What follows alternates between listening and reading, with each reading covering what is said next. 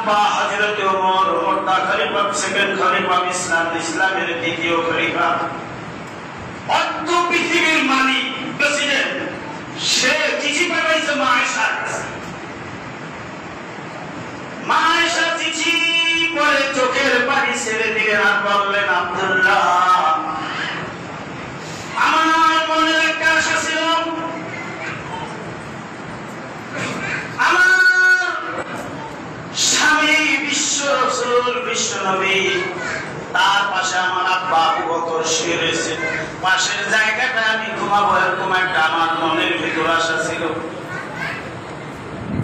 হযরত ওমর যখন চিঠি লিখেছেন, মা আয়েশা বলে দিলেন, আমার চাইতে হযরত ওমরের ইসলামে অবদান বেশি, বিদায় আর জিজ্ঞাসার কোনো প্রয়োজন নাই, তুমি ওমরকে জানিয়ে দিও ওমর মুমিনিন অনুমতি দিয়ে দিয়েছে।